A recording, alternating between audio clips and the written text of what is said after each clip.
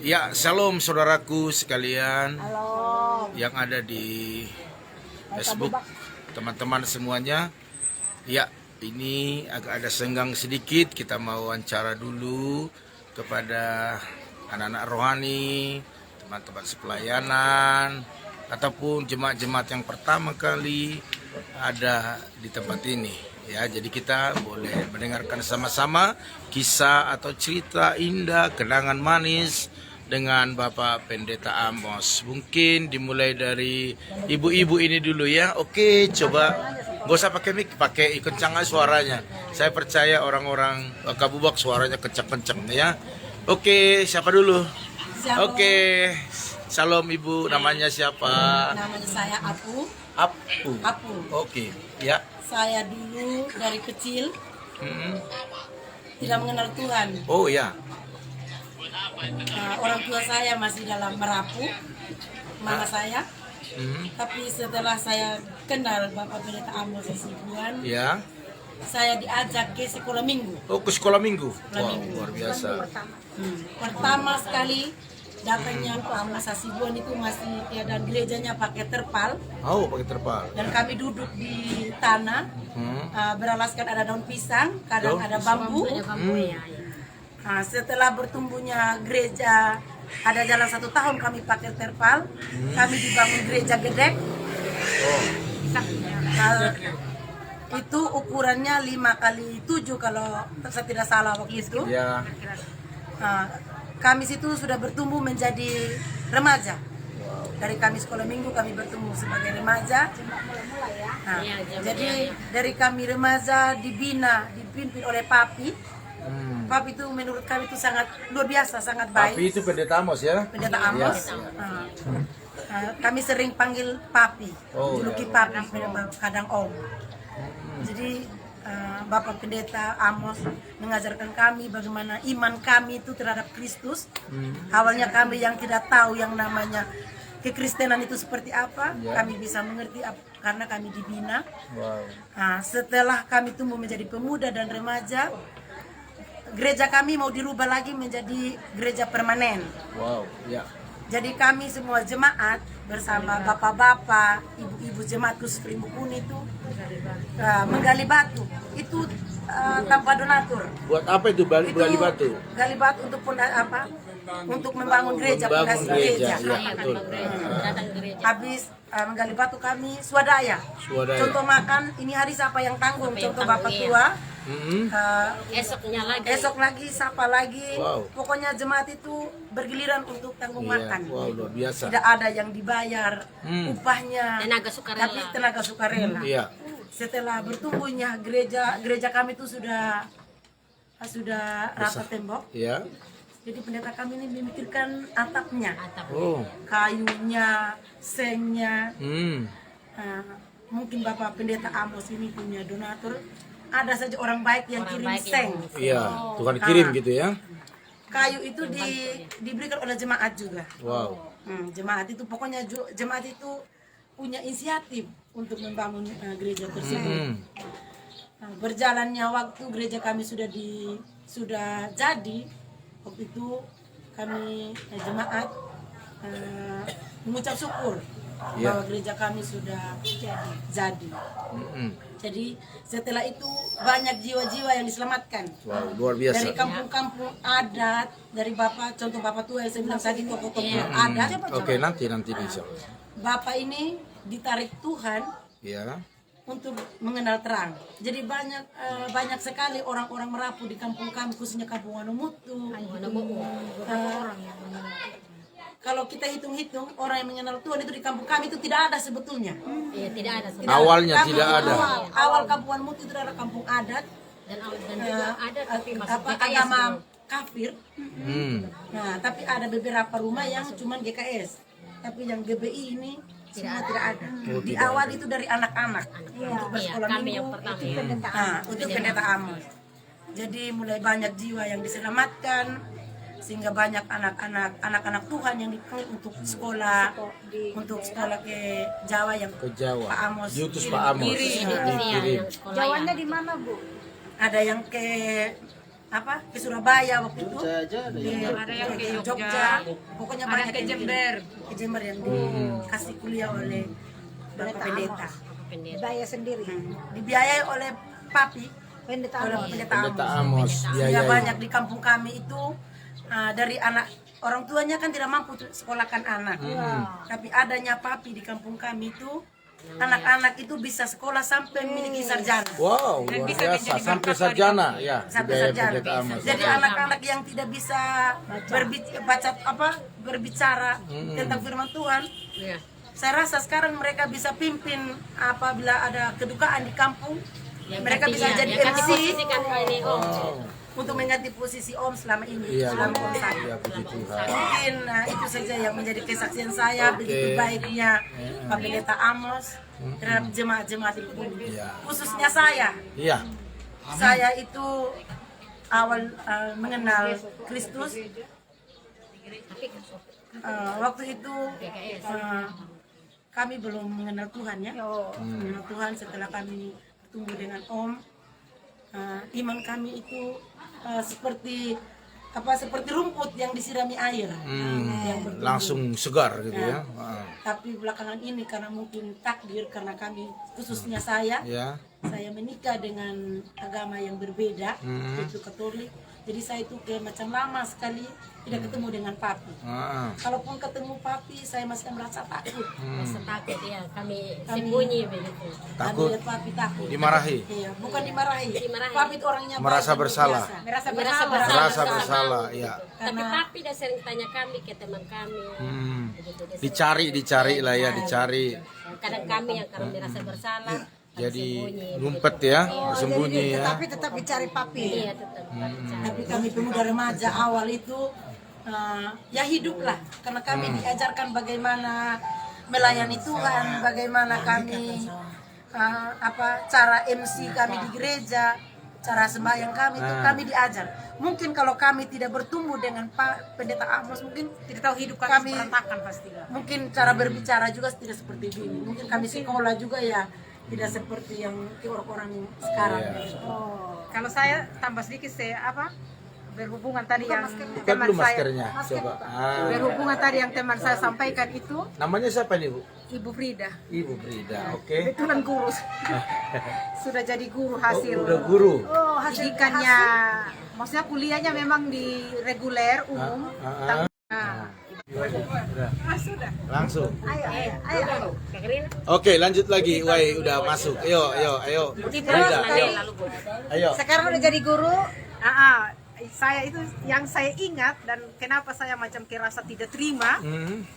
Saya jujur waktu Papi itu dengar berita duka, kalau pengen protes, saya pengennya protes, menangis, saya berdoa, saya bilang Tuhan kalau pengen protes, Tuhan tolong kembalikan Papi seutuhnya. Rasanya kan tidak terima begitu, tidak ikhlas begitu. Yang kenapa saya bilang tidak ikhlas karena belum balas jasa begitu. Kenapa jasanya itu budi baiknya saya sangat ingat, karena pertama kali kami bertumbuh dengan beliau begitu. Yang seharusnya kami mungkin hidup dalam orang tua yang masih kafir, belum mengenal Tuhan begitu. Dengan hadirnya beliau membawa terang dan membawa perubahan dalam diri kami, dalam segi rohani, dalam segi pendidikan begitu. Bahkan di kampung-kampung pun itu dia ada sekolah buat huruf. Itu orang-orang yang mengenal, yang buta huruf sama sekali.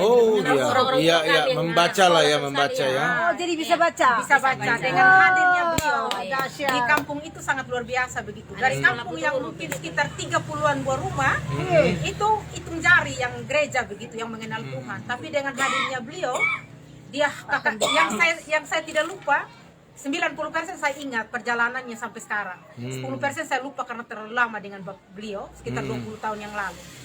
Itu KKR di mana-mana kami ikut. Beliau bawa kami ke pelosok-pelosok KKR di mana-mana. Mau ditolak, mau dimaki. Sering Bapak tua itu beliau pesan. Dia bilang, Papi itu pesan. Dia bilang, kalau hamba Tuhan itu, Tuhan bilang pikul salibku. Jadi memang berat dia bilang. Apapun itu kita mau dicaci maki, mau diludah, tetap tersenyum dan tetap kita melepaskan pengampunan untuk orang itu. Begitu selalu diajarkan. Terus selalu juga Bapak tua bilang, ketemu di bumi, ketemu di sorga. Wow.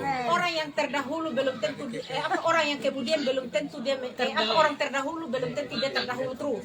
Iya. Tapi dia bisa jadi terkemudian. Iya. Orang yang kemudian akan jadi yang terdahulu. Karena Iya. apa?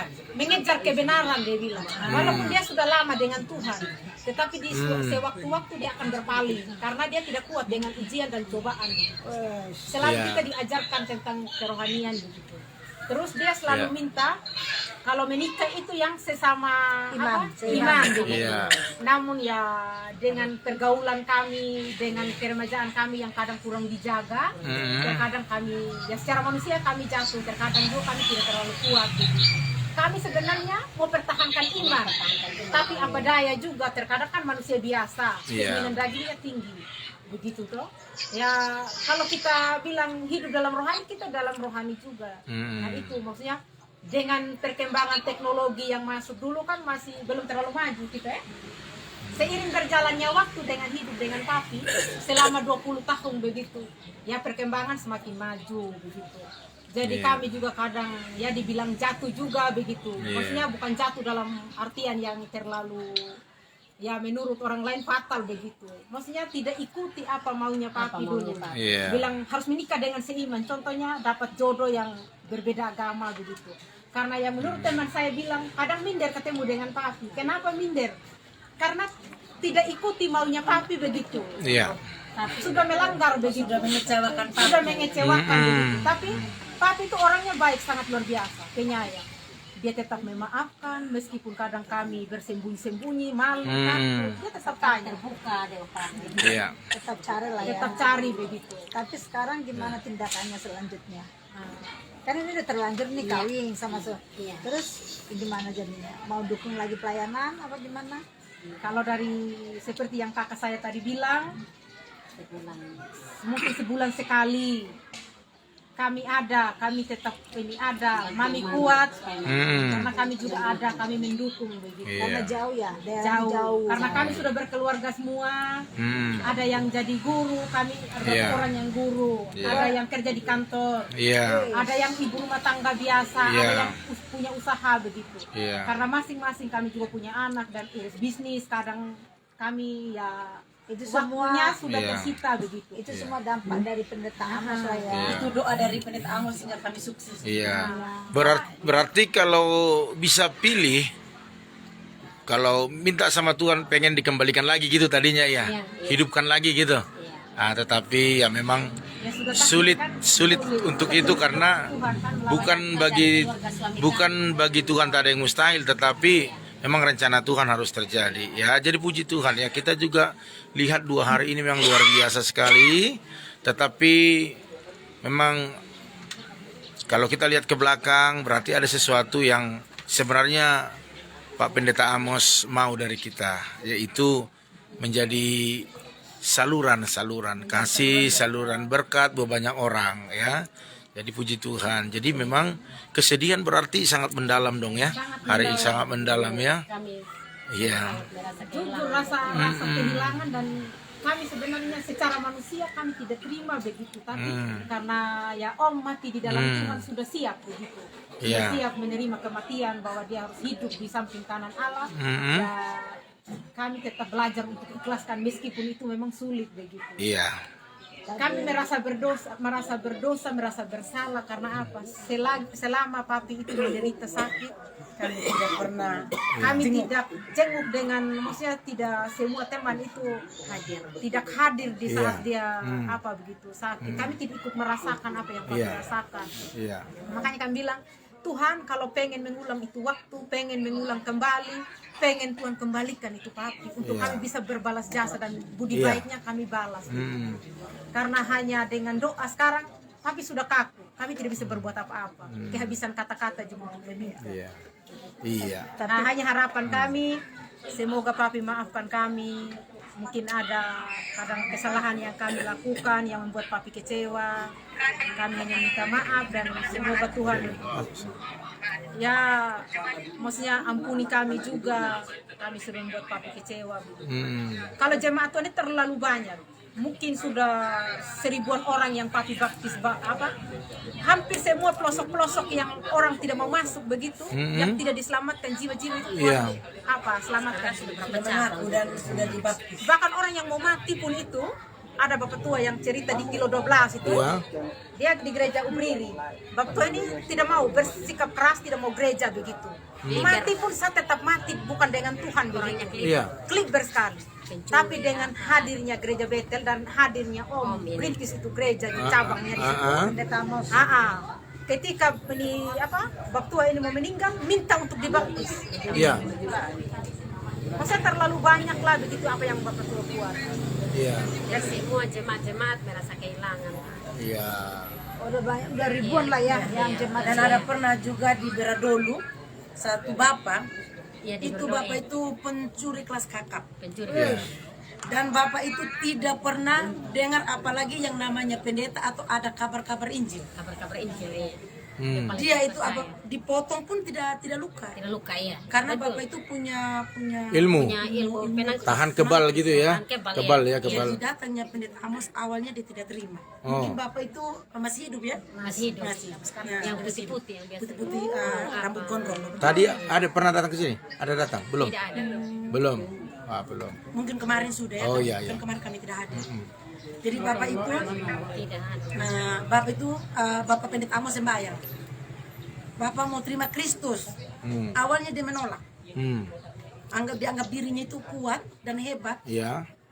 Jadi bapak pendeta Amos ulang-ulang pergi sembahyang. Lama kelamaan dia datang sendirinya dengan minta dia dibaptis. Wow, luar biasa. Itu kami semua pemuda remaja dan jemaat yang baru dibangun di Beradolu itu. Itu betapa bahagianya, Senang, bangganya kami bangga, itu ya. apabila seorang bapak yang seorang pencuri kelas kakap itu penjahat dia minta dibaptis. Jadi kami itu sampai keliling kolam karena kami masih pemuda remaja. Masih di kali. Oh, mendoakan sama-sama. Doakan sama-sama di dalam kolam kan bapak pendeta baptis di Membaptis. mata air itu. Iya. Di Oh. kolam. Sungai. Jadi bapak itu langsung bilang saya berhenti yang namanya pencuri. Pencuri. Berarti aman. Saya akan lepas dari badan saya itu Ilmunya. ilmu itu saya. Jadi bapak itu sampai sekarang tidak sudah diselamatkan imannya. Gitu. Dia tetap gereja sampai sekarang. Oh, luar biasa ya. Itu Luar biasa. Oke, sekarang Aplikasinya Bapak ini ya. Karena Oke, Bapak di sini. Bapak biar agak ini. Di sini apa silau? Bapak duduk di sini. Ya, saudaraku, itulah kita dengarkan kesaksian daripada anak rohani yang mungkin bisa dikatakan pertama-tama yang ditemukan oleh pendeta Amos ya. Mereka tadinya tidak kenal Tuhan, sekarang sudah kenal Tuhan. Oke, kita sekarang dengarkan dulu seorang bapak, bisa dikatakan jemaat mula-mula Bapak ya. Iya. Oke, Bapak siapa Pak? Saya bersaksi sedikit Iya. mengenai dari gerejanya kami. Iya. Nah, Suaranya Pak. kalau saya sebagai orang tua mati-matian adat Oh, mati-matian di adat. di adat dulu Oh, dulu. sampai saya punya om yang dari GKS ini, orang ajak sama saya masuk gereja. Iya. Saya tidak mau. Saya tidak mau. Sampai datangnya ini Datang pendeta Amos. pendeta Amos. Iya. Dia kasih tahu sama saya, mari kita masuk gereja. Saya tidak ada bertindakan. Tidak ada respon lah, tindakan ya. Tidak ada tindakan. Saya langsung saya mau. Kami masuk gereja masih pakai di pohon kayu Oh, di pohon kayu. awalnya, Oh, awalnya pohon kayu. di pohon kayu. Baru datang yang kedua kami pakai terpal baru punya gereja. Sampai kita buat lagi rumah Hmm. pakai gedek. Pakai gedek. Ya. Ini ukuran 79. 7 kali 9 meter. Iya. Oke. Habis itu sudah rubuh itu gedek. Kami bangun baru. Iya. Kami ajak anak-anak kerja kelompok batunya. Hmm. Kami bangun sudah. Sampai ini gereja. Ya, juga lama. Dibongkar lagi. Oh, dibongkar lagi. Sampai di gereja yang baru. Yang baru dibangun. Dia pakai tingkat lagi. Tingkat, 2 lantai. 2 lantai. Balkon ya. Ya. Begitulah kami punya dari awal ini. Jalan Tuhan. Jika ada kita punya pertindakan, tetap kita masuk gereja. Iya. Sampai ini Bapak Pendeta Amos ini, saya dia bilang orang tua, saya punya bapak dalam kampung. Iya. Kalau dalam gereja, saya lagi sebagai bapak. Oh, sebagai bapak kalau dalam gereja. Ya. Itu ada ini yang kami punya omong lain. Itu. Iya. Jadi, ya terus?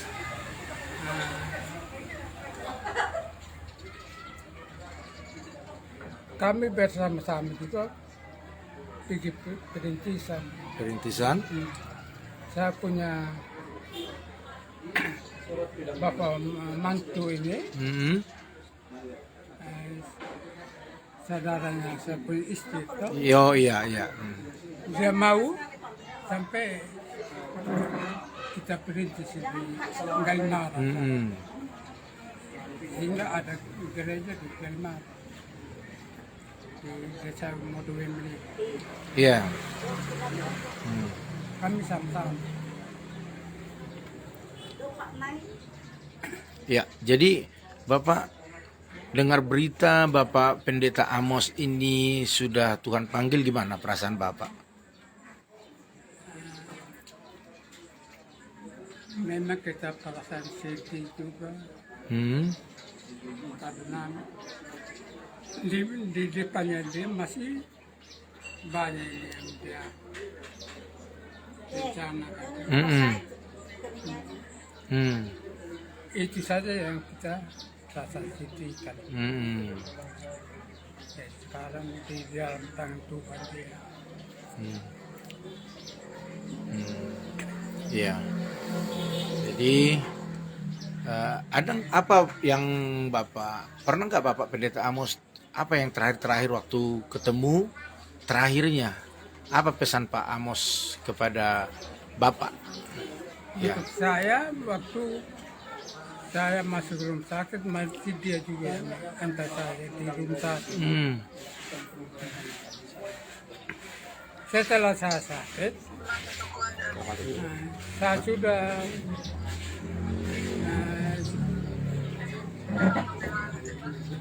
saya tidak kalau kaki ini dia apa ya? Saya tidak pergi gereja.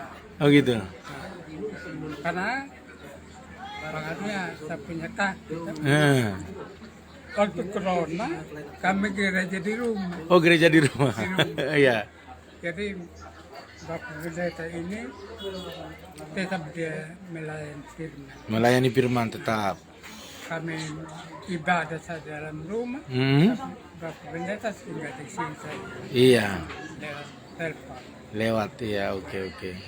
Luar biasa ya. Oke. Jadi berarti harus semangat terus Bapak ya. Iya. Ya, karena Pak Pendeta Amos nggak ada lagi. Setelah dia aman, baru masuk kembali di gereja. Oh, masih sempat bergereja sama-sama di ini ya, di gereja ya. Iya. Oke, luar biasa. Ya, saudaraku sekalian, itulah kesaksian-kesaksian daripada anak-anak rohani, bahkan jemaat-jemaat ataupun kepala adat, kepala suku di tempat ini, bahwa banyak sekali kesaksian yang luar biasa, dari menemukan jiwa yang pertama, menemukan juga anak-anak sekolah minggu, sampai disekolahkan Pendeta Amos, ada yang jadi sarjana, ada yang sudah juga pegawai, ada jadi guru ya Pak ya, ada pengusaha juga, luar biasa ya. Jadi ini hal yang membanggakan bagi kita. Terkadang kita baru bisa bayar uang sekolah SD, SMP saja kita sudah begitu bangganya. Tetapi di sini Pak Pendeta Amos mengorbankan bukan hanya hatinya, bukan hanya pikiran, tenaga, tetapi mengorbankan semua yang ada pada dia untuk menjadi berkat ya Pak ya. Oke, tetap kita doakan saudara bahwa istri yang ditinggalkan, anak-anak yang ditinggalkan bisa meneruskan apa yang dilakukan oleh Bapak Pendeta Amos di tempat ini ya. Dengan pembinaannya dia sudah banyak sarjana. Banyak sarjana, iya banyak sarjana. Yang sekarang masih ada lagi remaja yang mau pergi kuliah. Oh, sekarang juga masih ada remaja yang mau pengen kuliah, dan Pak Pendeta Amos memfasilitasi mereka. Ya, jadi puji Tuhan, luar biasa. Ya, kita bangga mengenal Pendeta Amos yang masih muda, tetapi sudah bisa menjadi berkat bagi banyak orang. Ya, dari ujung ke ujung, dari di gunung-gunung ada, ya di pedesaan pelosok-pelosok ya, pelosok-pelosok dia masukin semua. Luar biasa saudaraku sekalian.